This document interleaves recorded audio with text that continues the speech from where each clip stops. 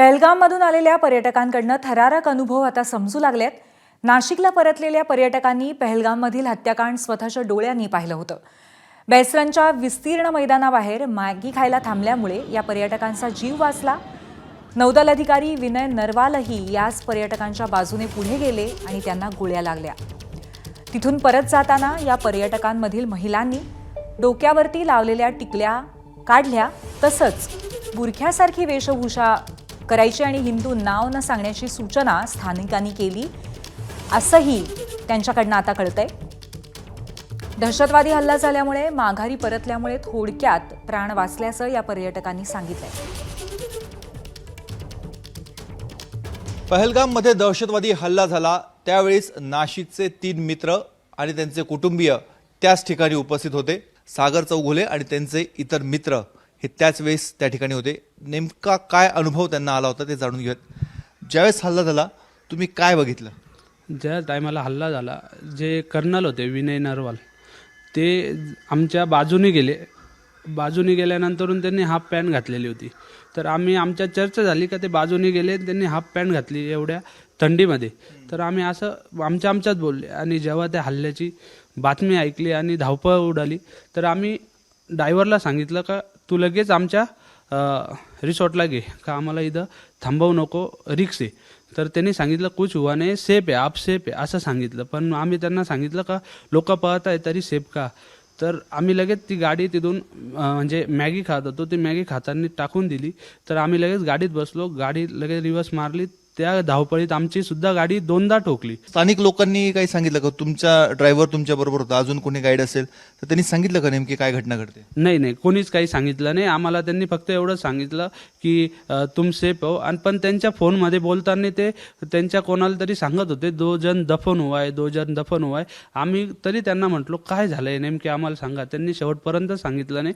त्यांनी आम्हाला रिसॉर्टवर आमच्या गेल्यानंतरून आम्ही न्यूज बघितल्यानंतरून कळालं की आम्हाला तिथं अशी घटना घडली आणि आपण सुखरूप त्याच्यातून वाचलोय. एकूण काय परिस्थिती होती? ती धावपळ उडाली होती, खूप आरडाओरड सुरू होता.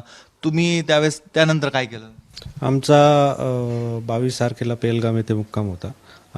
आमचा शेवटचा स्पॉट तो त्या व्हॅलीला होता. तर आम्ही तिथं पार्किंगमध्येच आम्हाला असे विषय समजल्यामुळे आम्ही रिसॉर्टला तिथून आमच्या ड्रायव्हरला सांगून परत रिसॉर्टवर आलो. पण ती जी रात्र होती ती आम्हाला भयानक दृश्य दाखवणारी होती.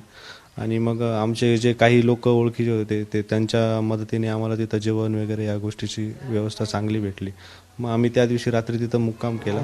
परंतु तरी पण बाथरूमला जरी लेडीजला उठायचं तर तिघांना सोबत घेऊन किंवा मला पाणी प्यायचं या गोष्टीची मदत लागायची. मग आम्ही त्या दिवशी ती रात्र तिथून काढली. मग तिथून आम्ही पेलगाममधून आम्ही मुक्काम आमचा दुसऱ्या ठिकाणी हलवला. तुम्हाला कोणी गाईड केलं का? तुम्ही तुमच्या कुटुंबाची स्वतःची काय काळजी घेतली? काळजी आम्हाला आता काही जे मित्र आहे मिलिटरीचे तर त्यांनी असं सांगितलं होतं की तुम्ही जर गाडीतून जात असताना कोणी गाडी अडवली किंवा काही विचारपूस केली तर तेव्हा तुम्ही तुमचे नावं असे वेगळ्या पद्धतीचे सांगा. परंतु आमच्या ज्या लेडीज होत्या त्यांना आम्ही काजळ या गोष्टींचे जास्त हे करायला लावले, म्हणजे सिंदूर नाही लावायला लावलं. परत बुरखा घालायची पद्धत आम्ही त्यांना सांगितली, डोळ्यात सुरमा घालायला लावला, कानातले वगैरे या गोष्टीचं आम्ही त्यांना अवॉइड करायला लावलं. आणि या परिस्थिती जर आली तर त्यांना आम्ही त्यांचे धर्म बदलून नावं सांगायला आम्ही पण अशी तयारी ठेवलेली होती. तुम्ही पहिल्यांदाच गेला होतात का आणि आता परत जाणार का हे सगळ्या परिस्थितीनंतर? आम्ही पहिल्यांदाच गेलो होतो. खूप घाबरलेल्याची भीती होती. आमची पूर्ण फॅमिली पूर्ण डिस्टर्ब झाली होती. अजून पण त्यांचं वातावरण एकदम घाबरलेले आहे. ते आजारी पण पडलेले आहे. अजून आम्ही त्याच्यातून त्या हल्ल्यातून आम्ही सावरू शकलो नाही आहे. आणि आम्ही इथून पुढे आता कधीच जम्मू काश्मीरचा प्रवास कधीच करणार नाही. असं कुठल्या क्षणाला वाटलं का की आपण इकडनं सुरक्षित बाहेर पडू की नाही पडणार, असे काही प्रश्न मनामध्ये आले होते? मनामध्ये आले होते प्रश्न, पण नेमके आमच्या स्थानिकांनी खूप मदत केली आम्हाला इकडं घरीपर्यंत सुखरूप पोहोचवण्यासाठी. आणि खूप म्हणजे कुठले तिकडचे स्थानिक? तिकडचे स्थानिक फक्त एक आम्हाला एक केसर म्हणून आहे, आमचा एक ड्रायव्हर होता, त्यांनी आम्हाला खूप मदत केली. कॅमेरामॅन किरण कटारेसह मुकुल कुलकर्णी, एबीपी माझा, नाशिक. एबीपी माझा, उघडा डोळे बघा नीट.